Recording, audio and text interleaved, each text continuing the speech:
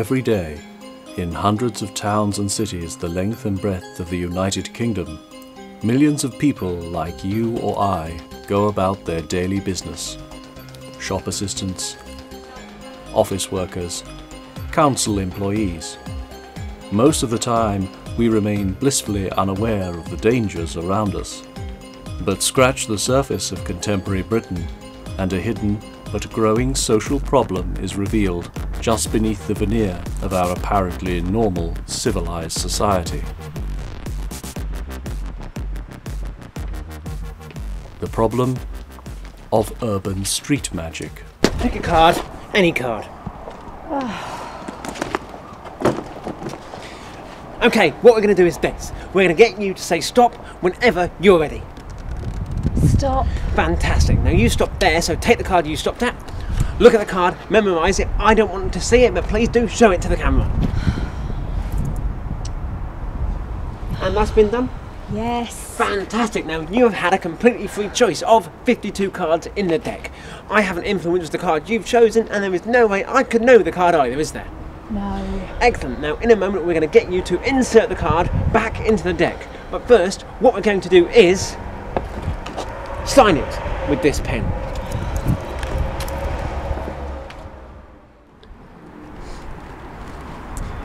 So, madam, just to clarify, the individual then produced a signed card from inside his jacket pocket. Yes. No, actually it was from inside his wallet. Inside his wallet, I see. And it was definitely your card. 3 of diamonds, yes. 3 of diamonds. During the incident, did the individual in question take anything from you? Yes, he asked me to remove my wedding ring. Your wedding ring? And did he imply what would happen if you refused? He said if I didn't give him the ring, he'd have to do another card trick. So a clear threat was made? Yes, that's certainly how I interpreted it. And what happened after you gave him the ring? After I gave him the ring, well, he made it disappear in a burst of magical fire. Magical fire. Any smoke? No, there was no smoke. No smoke, Devant? Residual flash paper, Gov. Bag it. Now then, what happened next? Well, he made my ring reappear inside a locked wooden box. I see. And had the key to the box been in plain sight from the moment you first encountered it? Yes, it was on a chain around his neck. And did he give you the opportunity to fully examine the box before unlocking it? No, he never let it out of his grip. An amateur then. Was anything else taken from you during the incident? Well, I think he got away with my rational sense of mundane certainty regarding the physical properties of the universe. Did he leave anything behind which might help us to identify him? He said this was mine to keep. It's got his number written on it, and I think he said he was available for children's parties. I see. Devant? Sir. Anything else, madam? Well, Inspector, he did leave me with a heightened sense of magical possibility and childlike wonder, which I wouldn't want to normally bother the police with, but I work in arts development, so it's vital that I don't have any form of imagination. Yes, madam, I understand this all would be very distressing for you. Now then, did the perpetrator have any accomplices? Balloon animal, sir. Yeah, not now, Devant. But it's a monkey, sir. Yeah, just bag it. Well, he had his documentary film crew. I see. And how many of them were there? Just 2. Just 2. Are you sure of that, madam? A cameraman and a boom operator, yes. Not a BBC magician, then. And would you recognise any of them if you saw them again? The cameraman and the sound man, absolutely. Can you be certain of that? Well, yes, because they're still recording our reaction shots. Oi! You two! Stop doing that! Devant, get him! Oi! Come here, you!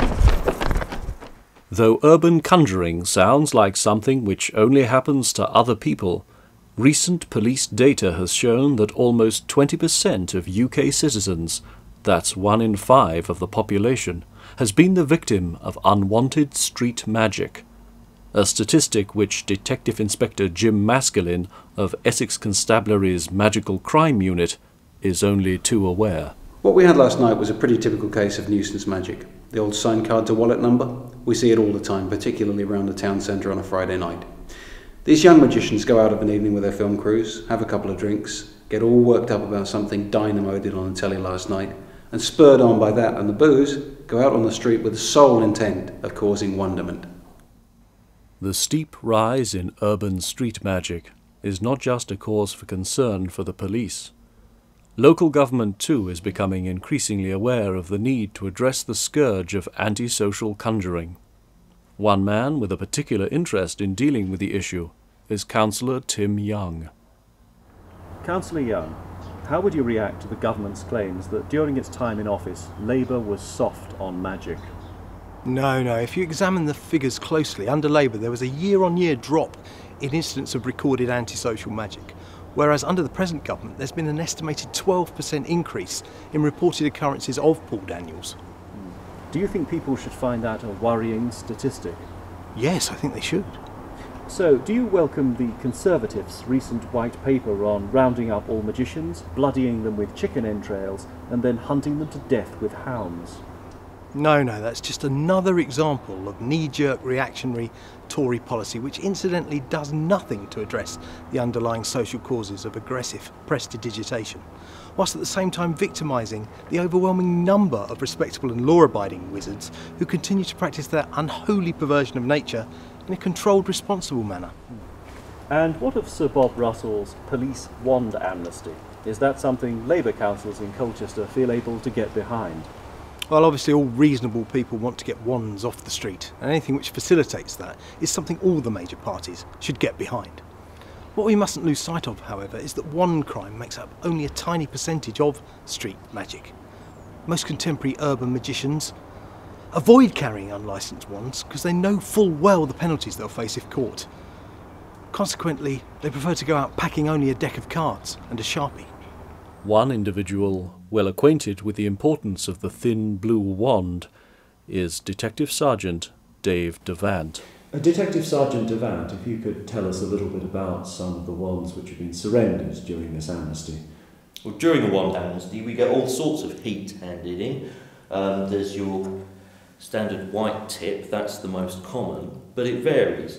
Sometimes we'll get some improvised, homemade wands, and in a way they can be the most dangerous because the maker doesn't necessarily know what it is that they're dealing with, what they're going to create, all the effects they'll have. I mean, it could just be a kiddie having a lot of fun with a marker pen, or it could be mum, trying to whip up some kind of unholy casserole in a ritual worship of Cthulhu. But they can never be quite sure what's going to happen, and that's what makes them so dangerous. Then there's the Tinkerbell special. We get a lot of these surrendered after hen nights. You can't do too much harm with one of these, maybe turn the odd mouse into a coachman, that sort of thing, but not much more than that really. Though sometimes we do obviously get something a lot nastier turn up. Such as? This is the cursed elder wand, an unholy relic of an ancient evil from beyond the dawn of time, which has perfidiously tricked its way through the dark millennia from the dying hand of one doomed necromancer to another. And how did it come into your possession? Oh, that was left at Tesco's Metro in Grinstead, I believe. So what would you, as a Labour councillor, propose to tackle this growing social problem? We need to be tough on magic and tough on the causes of magic. We need to genuinely understand what attracts these impressionable, unloved, often socially inadequate, and frankly quite ugly young men to street performance. And what do you think it is that attracts them? I think for most it's the cheap thrill of it.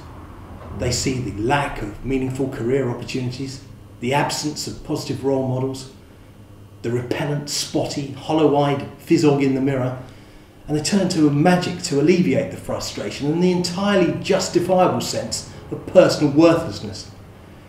It all starts with the soft stuff, of course. A Marvin's Magic trick box at Christmas, a plastic cup and ball set, a basic Svengali deck. But then one thing leads to another, doesn't it?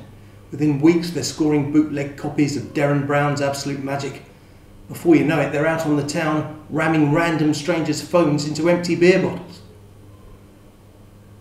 occasionally without breaking them.